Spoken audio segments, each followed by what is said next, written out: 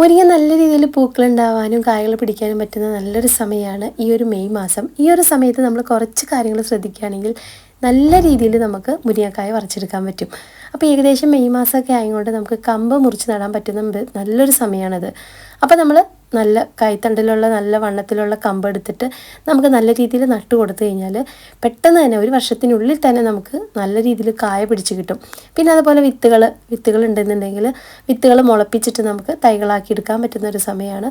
അപ്പോൾ ഇന്നത്തെ വീഡിയോ എന്ന് പറയുന്നത് ഇത് ഡീറ്റെയിൽ ആയിട്ട് പറയുന്നതിൻ്റെ ഈ മെയ് മാസത്തിൽ എന്തൊക്കെ കാര്യങ്ങൾ ശ്രദ്ധിക്കണം, എന്തൊക്കെ കാര്യങ്ങൾ ശ്രദ്ധിച്ചാൽ നമുക്ക് നല്ല രീതിയിൽ ഇതുപോലെ കായ പിടിക്കാം എന്നുള്ളതാണ് കേട്ടോ. അതുപോലെ എല്ലാവരും പറയുന്നൊരു കാര്യമാണ്, നമ്മൾ പൂക്കളൊക്കെ ഉണ്ടാവുമ്പോൾ പെട്ടെന്ന് കൊഴിഞ്ഞു പോകുന്നു, കായ പിടിക്കുന്നില്ല, പിന്നെ അതുപോലെ ഇല മഞ്ഞളിപ്പ്, അങ്ങനെയൊക്കെ കുറേ പ്രശ്നങ്ങൾ പറയാറുണ്ട്. മുരിങ്ങ എന്ന് പറയുമ്പോൾ രണ്ട് രീതിയിലുള്ള മുരിങ്ങ കണ്ടുവരാറുണ്ട് കേട്ടോ. പൂക്കൾ വന്ന് തുടങ്ങിയതിന് ശേഷമാണ് നമുക്ക് മുരിങ്ങ ഏതാണെന്ന് കണ്ടുപിടിക്കാൻ പറ്റുള്ളൂ. അപ്പോൾ മുരിങ്ങയെ നമുക്ക് രണ്ടായിട്ട് തരംതിരിക്കാൻ പറ്റും, മരമുരിങ്ങയും ചെടിമുരിങ്ങയും. ചെടിമുരിങ്ങയെ ഒരാണ്ടൻ മുരിങ്ങ എന്ന് വിളിക്കാറുണ്ട്. ചെടി മുളച്ച് വന്ന് 6-8 മാസത്തിനുള്ളിൽ തന്നെ കായ്ക്കുന്നതാണ് ഒരാണ്ടൻ മുരിങ്ങ എന്ന് പറയുന്നത്. നല്ല മാംസളവും സ്വാദിഷ്ടവുമായ കായകളാണ് ഇതിനുള്ളത്. നമുക്ക് മരമുരിങ്ങയാണെങ്കിലും ചെടിമുരിങ്ങയായാലും നടുന്ന സമയത്ത് കുറച്ച് കാര്യങ്ങൾ ശ്രദ്ധിക്കാനുണ്ട്. അപ്പോൾ നമ്മൾ കമ്പ് മുറിച്ചിടുന്ന സമയത്ത് കമ്പ് വെട്ടി കൊടുത്തിട്ട് നടുകയാണെങ്കിൽ നല്ല കൈവണ്ണത്തിലുള്ളൊരു കമ്പുകൾ മുറിച്ച് നട്ട് കൊടുക്കാവുന്നതാണ്. അതിൻ്റെ ഫുൾ ഡീറ്റെയിൽ ആയിട്ടുള്ള വീഡിയോ ഞാൻ ഇട്ടേക്കുന്നതാണ് കേട്ടോ. പിന്നെ തൈ നടുമ്പോഴാണെങ്കിലും കമ്പ് നടുമ്പോഴാണെങ്കിലും രണ്ട് ചെടികൾ തമ്മിൽ ഒരു 2-5 മീറ്റർ അകലെങ്കിലും ആവശ്യമാണ്. പിന്നെ നമ്മൾ കുഴി എടുത്തിട്ട് നടുന്ന സമയത്ത് നമുക്ക് 2 അടി നീളവും വീതിയും താഴ്ചയുള്ള കുഴികളായിരിക്കണം നമ്മൾ നട്ടു കൊടുക്കാൻ. ജൈവവളവും ചാണകപ്പൊടി, എല്ലുപൊടി, മണ്ണിര കമ്പോസ്റ്റ്, വേപ്പിൻ പിണ്ണാക്കൊക്കെ ഇട്ട് ഇങ്ങനെയുള്ളൊരു മിശ്രിതം ചേർത്തിട്ട് നടാണെങ്കിൽ പെട്ടെന്ന് പിടിച്ച് കിട്ടും. അതായത് മുന്നോട്ട് നല്ല രീതിയിൽ കായ്കളും പൂക്കളൊക്കെ ഉണ്ടാവും. ചെറുത് നമ്മൾ വളങ്ങളൊന്നും ചേർക്കാതെ നട്ടു കൊടുക്കുമ്പോൾ കായ്കൾ ഉണ്ടാവാനുള്ള ചാൻസ് കുറവായിരിക്കും. പിന്നെ വിത്ത് മുളപ്പിച്ചിടുന്ന സമയത്ത് നമ്മൾ വളം, ചെടിക്ക് വെള്ളത്തിൻ്റെ ആവശ്യമില്ലെന്ന് പറയാറുണ്ടല്ലോ. നമുക്ക് അത്യാവശ്യം സൂര്യപ്രകാശമാണ് നമുക്ക് മുരിങ്ങയ്ക്ക് വേണ്ടത്. പക്ഷേ തൈകൾ ഉണ്ടായി കഴിഞ്ഞതിന് ശേഷം നമ്മുടെ ചെടി ഒന്ന് പൊക്കം വെച്ച് ചെടി പൂക്കാനാവുന്ന വരെയെങ്കിലും നമ്മൾ ചെടി നനച്ചു കൊടുക്കേണ്ടത് അത്യാവശ്യമാണ്. പൊക്കം വെച്ചതിന് ശേഷം നമ്മൾ ചെടിക്ക് വളത്തിൻ്റെയോ വെള്ളത്തിൻ്റെയോ ആവശ്യമില്ല. നമുക്കറിയാലോ മുരിങ്ങയ്ക്ക് ഏറ്റവും വേണ്ടത് ചൂടുള്ള കാലാവസ്ഥയാണ്. അതോട് വെയിൽ കൂടുതൽ കിട്ടിയാൽ മാത്രമാണ് നന്നായിട്ട് പൂക്കളും കായ്കളൊക്കെ ഉണ്ടാവുള്ളൂ. അപ്പോൾ തൈകളാവുന്ന സമയത്ത് മാത്രം നനച്ചു കൊടുക്കുക.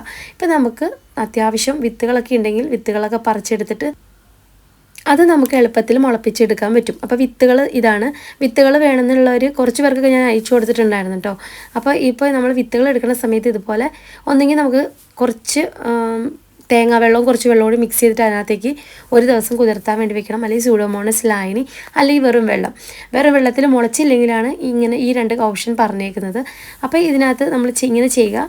അപ്പോൾ വെള്ളം ഒഴിച്ച് കൊടുത്തിട്ട് മുളപ്പിച്ച് കിട്ടുന്നില്ലെന്നുണ്ടെങ്കിൽ നിങ്ങൾ തേങ്ങാ വെള്ളത്തിൽ ഇതുപോലെ ഒന്ന് ഇട്ട് കൊടുത്താൽ മതി, അല്ലെങ്കിൽ സ്യൂഡോമോണസ് ലായനിയിൽ ഇട്ട് കൊടുത്താൽ മതി. അതിനുശേഷം നന്നായിട്ട് കുതിർന്നതിന് ശേഷം ഒരു ടിഷ്യൂ പേപ്പറിൽ പൊതിയുക. ഒരു 6-7 ദിവസം ടിഷ്യൂ പേപ്പറിൽ പൊതിഞ്ഞ് നമ്മൾ മാറ്റി വയ്ക്കുക. ഇതുപോലെ ഒരു പ്ലാസ്റ്റിക് കവറിലിട്ടിട്ട് മാറ്റി വയ്ക്കുക. ഒരു 6-7 ദിവസത്തിന് ശേഷം നമുക്ക് നല്ല രീതിയിൽ മുളച്ച് കിട്ടുന്നതാണ്. അപ്പോൾ ഇതിൻ്റെ ഫുൾ വീഡിയോസൊക്കെ ഞാൻ ഇട്ടേക്കുന്നതാണ്, ഡീറ്റെയിൽ ആയിട്ട് പറയുന്നില്ല. ഏകദേശം ഒരു 6-7 ദിവസത്തിനുള്ളിൽ ഇതുപോലെ മുള വരും. അതിനുശേഷം നമുക്ക് ചകിരിച്ചോറും എന്തെങ്കിലും ചെറിയ വളങ്ങളൊക്കെ ചേർത്ത മണ്ണിൽ ചിരട്ടയിലോ എന്തെങ്കിലും പ്ലാസ്റ്റിക്കിൻ്റെ കവറിലോ, അപ്പോൾ ഇങ്ങനെ നമുക്ക് വിത്ത് എല്ലാം മുളച്ച് കിട്ടും. അപ്പോൾ ചില വിത്തുകൾ മുളയ്ക്കുന്നില്ലെങ്കിൽ അതിൻ്റെ ഉള്ളിൽ ആ ഒരു അരി കാണത്തില്ല.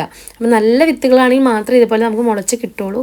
അപ്പോൾ എപ്പോഴും നമ്മൾ വിത്തുകൾ സെലക്ട് ചെയ്യുമ്പോൾ നല്ല വിത്ത് നോക്കി പുറത്തുനിന്ന് മേടിക്കുമ്പോൾ അത് നോക്കി വാങ്ങിക്കാം.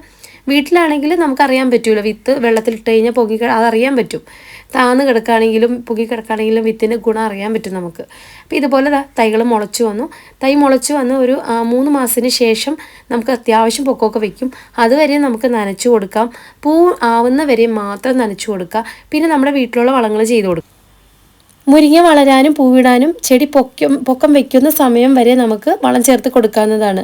വേപ്പിൻ പിണ്ണാക്ക്, കടലപ്പിണ്ണാക്ക്, പച്ചച്ചാണകം, അങ്ങനെ ഒരു 15 ലിറ്റർ വെള്ളത്തിൽ കലക്കി ചോട്ടിൽ നമുക്ക് ഒഴിച്ച് വയ്ക്കുക. അത് പൊക്കം വെച്ചതിന് ശേഷം വെള്ളത്തിൻ്റെ ആവശ്യമില്ല, വളത്തിൻ്റെ ആവശ്യമില്ല കേട്ടോ.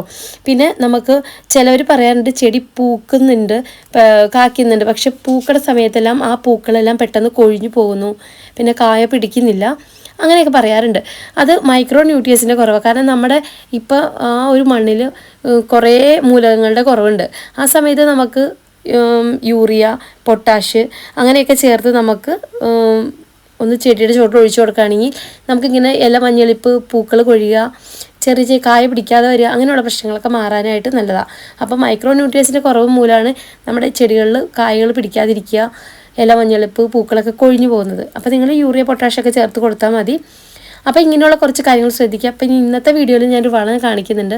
അത് നല്ല രീതിയിൽ കായ പിടിക്കാനും പൂക്കളുണ്ടാവാനും നല്ല രീതിയിൽ തഴച്ച് വളരാനും പറ്റുന്ന നല്ലൊരു വളമാണ്. നമ്മൾ കമ്പുകൾ നടുമ്പോഴും തൈകൾ നടുന്ന സമയത്തും ഇപ്പോൾ ഗ്രോ ബാഗിലൊക്കെ ആണെങ്കിൽ വെള്ളം വാർന്നു പോകാൻ സൗകര്യമുള്ള അതിൽ മാത്രം നടണം. മെയ് ജൂൺ മാസങ്ങളിൽ മാറ്റി നടുന്നത് നല്ലതാണ്. നട്ടതിന് ശേഷം മിതമായ രീതിയിൽ നനച്ച് കൊടുക്കുക. ഓരോ സ്ഥലത്തിലെയും ആ ഒരു ഇതനുസരിച്ച് ചൂട് കാലാവസ്ഥയും തണുപ്പ് കാലാവസ്ഥയൊക്കെ അനുസരിച്ച് നമുക്ക് നനച്ച് കൊടുക്കാവുന്നതാണ്. അതായത് പൊക്കം വയ്ക്കുന്നവരെ. വരണ്ട കാലാവസ്ഥയിലും നല്ല രീതിയിൽ വളരുന്ന ചെടിയാണ് മുരിങ്ങ. പൂ വന്ന് തുടങ്ങിക്കഴിഞ്ഞാൽ ജലസേചനം വളരെ കുറയ്ക്കണം. കുറച്ച് നനച്ച് കൊടുത്താൽ മതി. ജസ്റ്റ് വാടി പോവാതിരിക്കാൻ മാത്രം നനച്ച് കൊടുക്കുക.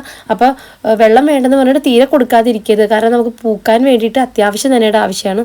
ചെറുതായിട്ടൊക്കെ നനച്ച് കൊടുക്കുക. അപ്പോൾ നമ്മൾക്ക് മുരിങ്ങക്കായ നല്ലോണം പിടിക്കാനും നല്ല രീതിയിൽ പൂക്കളുണ്ടാവാനും കായ പിടിക്കാനൊക്കെ നമുക്ക് ഈ ഒരു മെയ് ജൂൺ മാസത്തിൽ ചെയ്ത് കൊടുക്കാൻ പറ്റുന്ന നല്ലൊരു വളമാണ് ഇപ്പോൾ കാണിക്കുന്നത്. അതിന് വേണ്ടിയിട്ട് ഞാൻ കടുകും അതുപോലെ കുറച്ച് മുട്ടത്തൊണ്ടാണ് ഇട്ട് കൊടുത്താണ്. നല്ല രീതിയിൽ പൂക്കൾ തരാനും ഹെൽപ്പ് ചെയ്യും, കായ പെട്ടെന്ന് പിടിക്കാനും ഹെൽപ്പ് ചെയ്യും. പിന്നെ നമുക്കിതൊരു മാസത്തിൽ ഒരിക്കൽ ഈ ഒരു വളം ചെയ്ത് കൊടുക്കാവുന്നതാണ്. നിങ്ങൾ തൈകൾ നട്ട് കൊടുത്തിട്ടുണ്ടെങ്കിൽ ഈ തൈയുടെ ചോട്ടിൽ നമുക്കിത് ഒഴിച്ചു കൊടുക്കാവുന്നതാണ്. കമ്പ് നട്ടിട്ടുണ്ടെങ്കിൽ കമ്പിൻ്റെ ചോട്ടിൽ നമുക്കിത് ഒഴിച്ചു കൊടുക്കുന്നത് നല്ലതാണ്. പിന്നെ പെട്ടെന്ന് പൂക്കൾ വരാൻ ഈ ഒരു വെള്ളം ഒക്കെ ചെടിയിലെ ഇലകളിലൊക്കെ തളിച്ചു കൊടുക്കുന്നത് നല്ലതാണ്. അപ്പോൾ ആദ്യം ഞാൻ എടുത്തേക്കുന്നത് കുറച്ച് ചൂട് കഞ്ഞിവെള്ളമാണ് കേട്ടോ. ഈ ചൂട് കഞ്ഞിവെള്ളത്തിലേക്കാണ് നമ്മുടെ ഈ ഒരു ചതച്ച് വെച്ച മുട്ടത്തൊണ്ടും നമ്മുടെ കടുകും കൂടി കൊണ്ടുള്ള മിക്സ് ഇട്ട് കൊടുക്കേണ്ടത്. ഇത് നല്ല രീതിയിൽ മിക്സ് ചെയ്യിക്കുക. ചെറു ചൂടനെ വേണം നമ്മുടെ ചെടിയുടെ ചോട്ടിൽ ഒഴിച്ചു കൊടുക്കാൻ. ഇത് നന്നായിട്ട് ഇതുപോലെ മിക്സ് ചെയ്തെടുക്കുക. അത്രയേറെ ഗുണമുള്ളതാണ് കടുകും കഞ്ഞിവെള്ളവും. അപ്പോൾ പിന്നെ അതുപോലെ നമുക്ക് ഇതിൻ്റെ കൂടെ ചാരം മിക്സ് ചെയ്തതിന് ചാരം ഇട്ട് കൊടുക്കണം നല്ലതാണ് കേട്ടോ.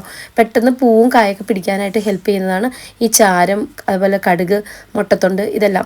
അപ്പോൾ എപ്പോഴും കൊടുക്കുമ്പോൾ ചെറു ചൂട് കഞ്ഞിവെള്ളത്തിൽ വേണം കൊടുക്കാൻ. അപ്പോൾ നമ്മുടെ മുരിങ്ങയുടെ ചോട് കണ്ടല്ലോ, ഇതുപോലെ അത്യാവശ്യം ഡ്രൈ ആയിട്ടുള്ള ചോടായിരിക്കണം.